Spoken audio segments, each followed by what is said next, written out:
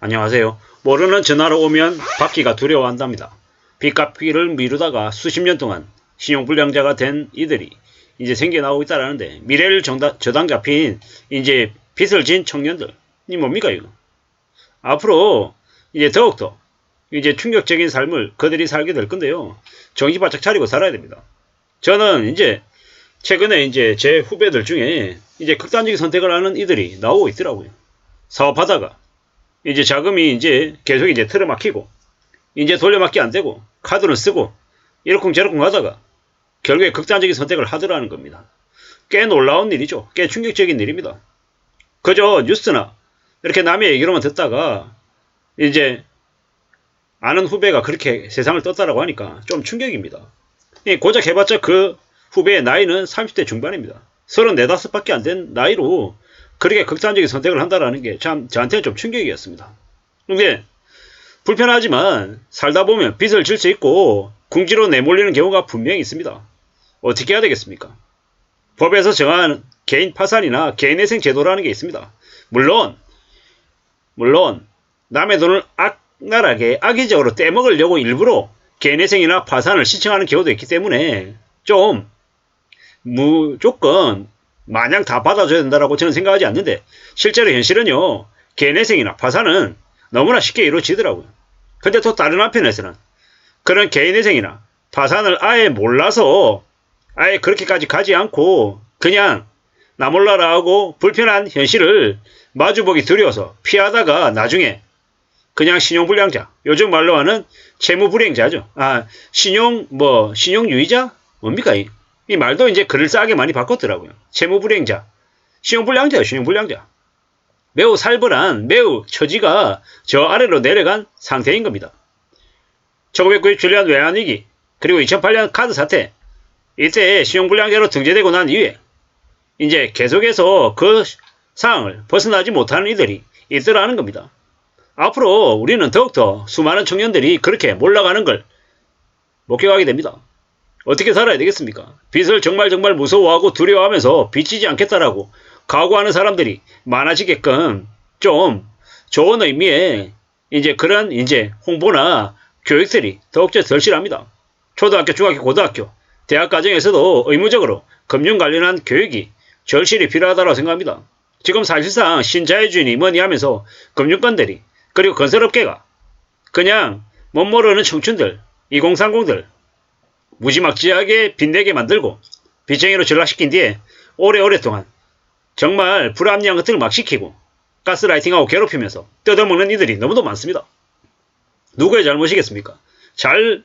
흥청망청거리고 욕심부려서 엮으라고 비토하는 이들도 있지만, 그렇지 않고 생활고 때문에 어떻게 하다 보니까 빚에 굴레에 이제 짓눌려서 허덕이며 사는 사람들도 분명히 있더라는 겁니다. 그들에게는 제대로 된 안내를 또 해줄 필요가 있다라고 저는 생각합니다. 남은 생이 많은 청년들이 쉽게 포기하지 않게끔 해야 되는 거죠. 10년 넘게 채무불이행자, 신용불량자로 살아온 이가 있답니다. 10년 넘게 두려움 속에 살고 있답니다. 10년 전에 다니던 직장이 어려워지고 겁이 안 나와서 생활금 마련하려고 카드론하고 마이너 통장 대출을 썼는데, 나중에는 이게 이제 불어나고 신용불량자 등재되고 이제 오랫동안 고통을 받았답니다. 이래저래 채무구제 프로그램 때문에 원금을 3천만 원으로 줄였고, 또 이제 갚아야 될 대출을 계속 이제 줄여나가는, 이제 그렇게 좀 이제 부채의 고통에서 벗어나려고 애쓰는 이들도 있더라는 겁니다. 남아있는 생이 길기 때문에 너무 빨리 포기하거나 놔버리지 않아야 된다고 생각합니다. 그렇게 되게끔 지금의 청년들에게 제대로 된 교육이 절실하다고 생각합니다.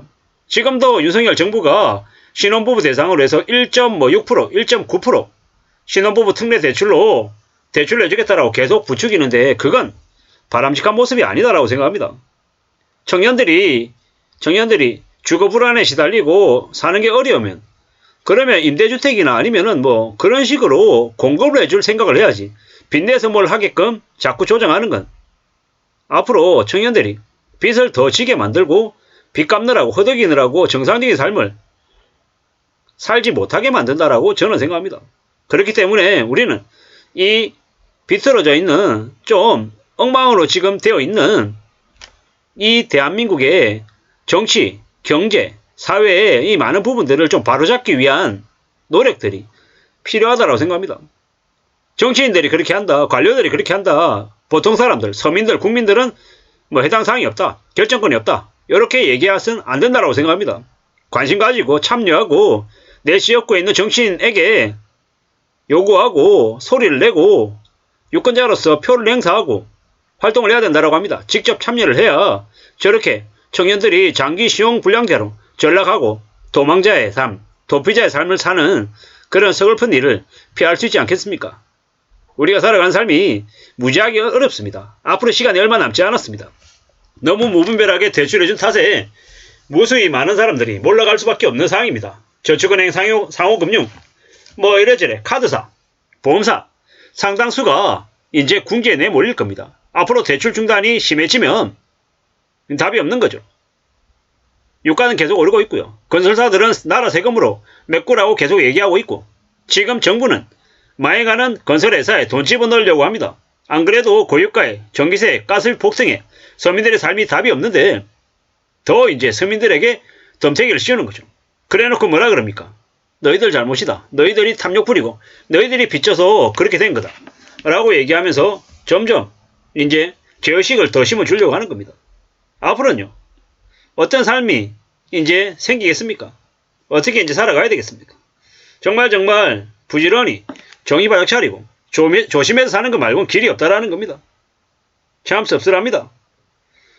살아가면서 우리는 더 힘들고 더 어려운 일들을 많이 마주하게 될 겁니다. 그럴 때마다 전부 다 도망가고 다 그냥 놔버리면 됩니까? 아니다라는 말씀을 드리고 싶습니다. 저도 지난 5년간 살아온 삶이 정말 힘들었습니다. 서글펐습니다. 그리고 앞으로도 정신 바짝 차리고 살아야 됩니다. 참 무서운 얘기입니다. 여기에 중요한 신용불량자 사례가 이렇게 놓여져 있습니다. 어떤 식으로든 이 불편한 현실을 맞서고 또 마주하면서 갚아나가려고 하는 책임감 있는 모습을 보여야 됩니다. 그래야 해결 방법을 찾을 수 있습니다. 도망갈 수 없다라는 겁니다. 내가 아닌 누군가가 대신해 주는 거 없습니다. 정부가 갚아줄 거다 이런 거 없습니다. 1997년 외환위기 때 자동차 매매센터를 운영하던 이도 동업자에게 사기당하고 전 재산 잃고 노숙자로 살았답니다. 26년 동안 노숙자 생활하고 이제 최근에 와서야 다시 시용을 해보겠다라고 하는데 참 씁쓸한 거죠. 신용불량자가라고 전락하면 가진 걸 모든 걸 빼앗기면 정말 사는 게 어려워집니다. 그렇기 때문에 어떤 식으로든 이제 제대로 된 도움을 받아서 좀 살아낼 국리를 해야 될 것 같다라는 말씀을 드립니다. 이상입니다.